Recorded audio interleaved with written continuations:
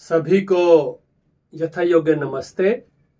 मैं आचार्य सूरज प्रकाश शास्त्री, विषय व्याकरण हिंदी संस्कृत, और प्रसंग है आज व्याकरण में चरत्व संधि।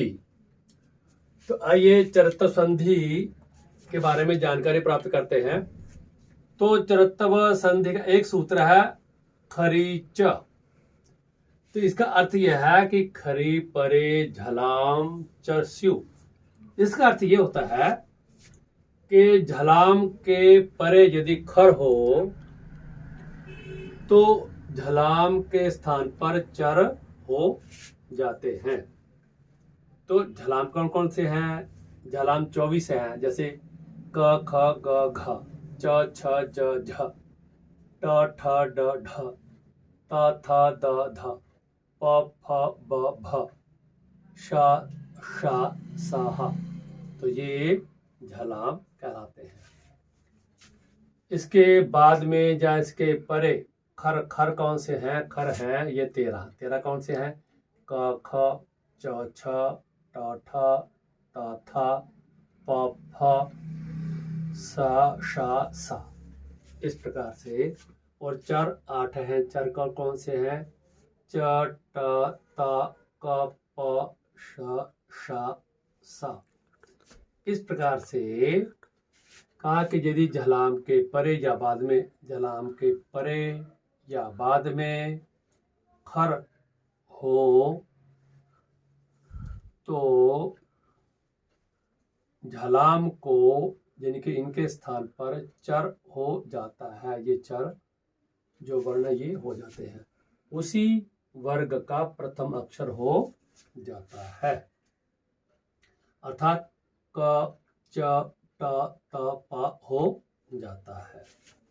उदाहरण के तौर पर है वृक्षाद प्लस पतति। तो द के स्थान पर ता हो जाएगा। ये द है, इसके स्थान पर ता हो गया। क्यों? क्योंकि झलाम के परे खर है, इसलिए झलाम के स्थान पर चर हो जाएगा। तो झलाम ये द है, देखिए, तो ये है द, ये है।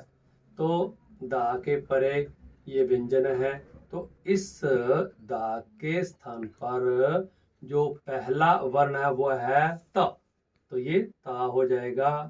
तो इस प्रकार से द के स्थान पर ता हुआ, और ये पतति का पा हमने लगा दिया। जब इनको मिलाया, इनको सबको मिलाया, तो वृक्षात की जगह वृक्षात पतति, वृक्षात पतति जो शब्द है वो बना।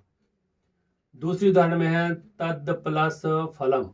इसी प्रकार से द के स्थान पर ता आ गया, ताहलंत, ये दाहलंत ताहलंत आ गया, और प्लस फा जो इसका है।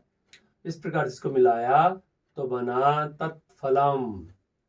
और तीसरी उदाहरण में है शरद, दाहलंत है प्लस काल, तो दा के स्थान पर ता आ गया।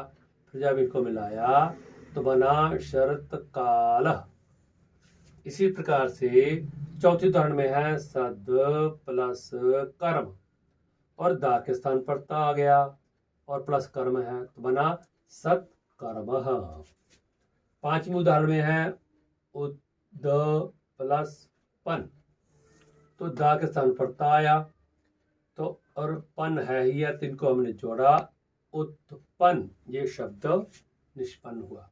छठी उदाहरण में है तद प्लस पर, तो दा के स्थान पर ताया, तो फिर इनको जोड़ा तो बना तत्पर। सातवीं उदाहरण में है सद प्लस पथ, तो दा के स्थान पर ता आ गया, तो जब हमने इसको जोड़ा तो सतपथ। इसी प्रकार से आठवीं उदाहरण में है सद प्लस कार, तो दा के स्थान पर ता आ गया, जब इनको जोड़ा तो सत्कार शब्द निष्पन्न हुआ।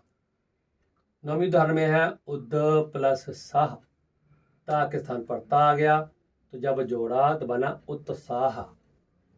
10वीं उदाहरण में है सद प्लस पुत्र, तो दा के स्थान पर ता आ गया, इनको जोड़ा तो बना सतपुत्र।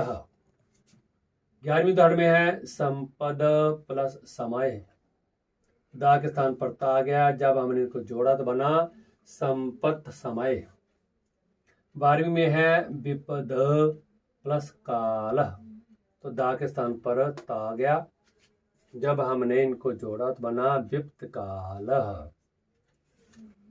13वीं उदाहरण में है ककुभ और भा प्लस है प्रांत, तो भा के स्थान पर प आ गया, क्योंकि ये देखिए, क्योंकि ये भा है ना, तो ये पहला अक्षर होना था पा, तो भा के स्थान पर पा आ गया।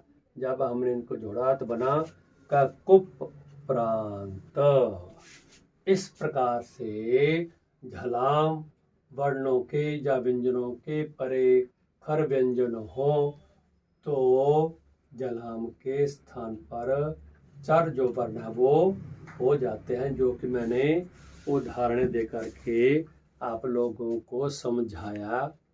तो मुझे उम्मीद है कि आप लोगों की यह समझ में आ गया होगा और इससे ज़रूर लाभ उठाएंगे। कक्षा 6ठी से लेकर के 10th क्लास तक और ऊपर वाली जो कक्षाएं हैं, रीट की कक्षाएं हैं, चाहे आरपीएस का एग्ज़ाम है, चाहे वो वकालत का एग्ज़ाम हो, चाहे लोक सेवा योग की कोई भी परीक्षा हो, बड़ी परीक्षा जो होती है, उसमें जो परीक्षार्थियों के लिए यह बहुत ही उपयोगी है। तो मैं उम्मीद करता हूं कि आप इससे लाभान्वित होंगे और साथ से मैं अनुरोध करता हूं आप लोगों से कि आप मेरे चैनल को सब्सक्राइब ही अवश्यमेव कीजिए। इति ओम शम।